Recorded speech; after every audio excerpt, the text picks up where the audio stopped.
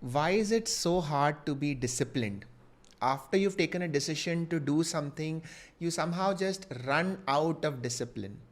In today's video, I'm going to help you understand step by step what is going on in your brain and how can you build discipline. I'm Dr. Siddharth Warrior. I'm a neurologist and a brain specialist, and welcome to my YouTube channel. If you've not subscribed yet, do so. It means a lot to me, and that's probably the best brain hack I can give you. Also, I've noticed that more than 60% of you haven't subscribed. What are you waiting for? So, when your brain decides to do something, your brain has to value how much is it worth and what is the effort, right? So, suppose if I want to eat a chocolate cake, my brain is deciding how good would that chocolate cake feel versus how hard is it for me to get that chocolate cake. So outcome upon effort. So imagine every decision is outcome upon effort.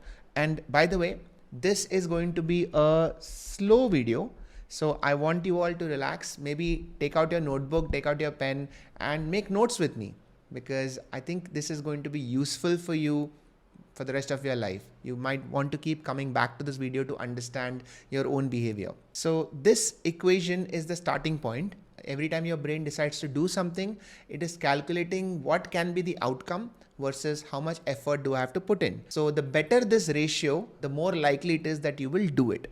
Now, when you want to be disciplined about something, what you are saying is you want to take the same action again and again. That is, you want to decide the same thing again and again so that you reach your goal, right? Now, why should the brain decide to do the same thing again and again? In other words, if say this is you and you want to go towards your goal, why should your brain decide to take the same steps again and again so that you reach your goal?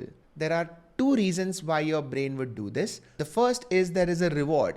So your brain thinks that you will feel good every time you decide to do it, which is why it doesn't take so much discipline to eat ice cream every day or to watch Netflix every day, because there is an inherent dopamine reward when you do these things.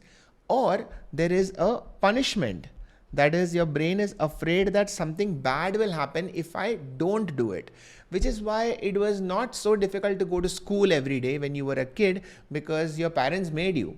Also, probably why you used to do your homework, because your teachers would shout at you otherwise. And probably also why we work hard at our jobs, because our boss might be angry at us, or why we pay taxes every year, because we'll get into trouble with the government. So reward and punishment are the two reasons why your brain decides to do something again and again.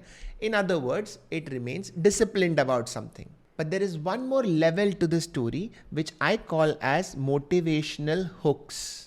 Basically, while reward and punishment might be enough to push you into doing something, there are certain things in our environment that pull you into doing something. That is what I call motivational hooks or motivational cues. And this is what I want to talk about in today's video. How can you modify or play around with these motivational hooks that can keep you more disciplined? So what are these hooks that allow you to be more disciplined? Well, hook number one is time.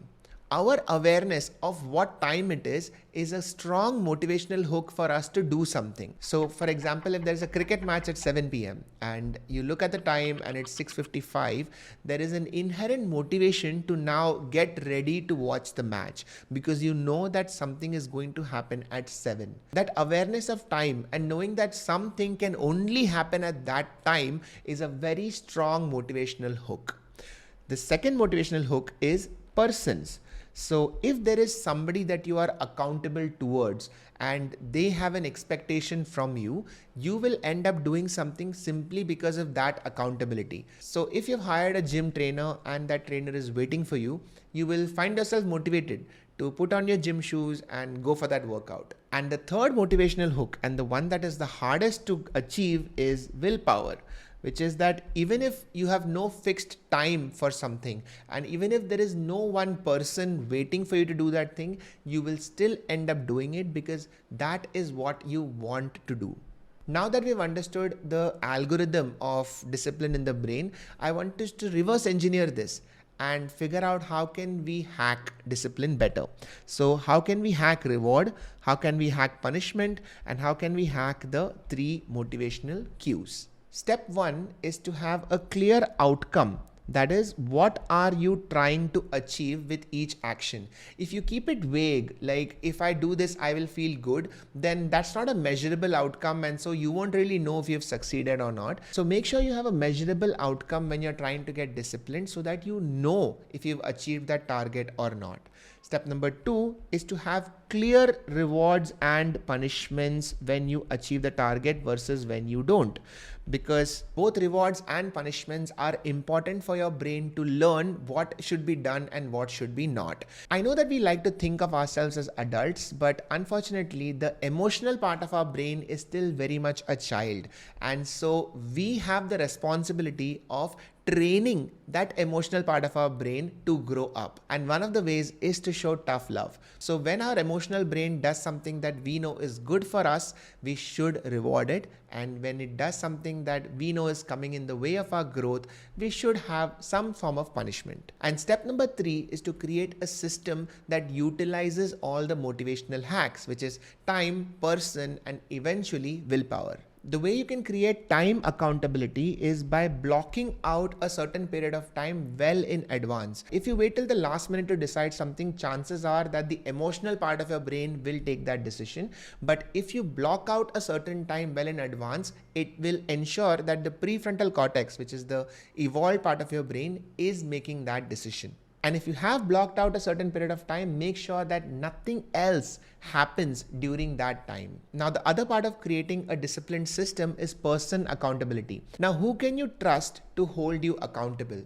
This has to be somebody who has some form of power over you. Now, this can be power in the form of authority, somebody who is paying you, or someone who has emotional power over you, like friendship, or someone you will feel guilty of disappointing. And finally, the last step of creating a perfect system for discipline is taking care of your body.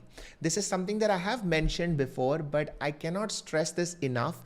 No discipline is possible if your mind is fatigued. That is, if you've not got enough sleep, if you're not taking care of your nutrition, and if you're not hydrated. These basic principles of taking care of your body will reflect on how healthy your brain is, which then reflects on how easy it is for you to be disciplined. I hope this video was useful. If you have any questions on any of the steps that I've described, let me know in the comments and I'm going to try to answer them either in the comments or in future videos. If you like this video, hit the like button, subscribe to the channel, and I will see you guys in the next one. Bye everyone, take care.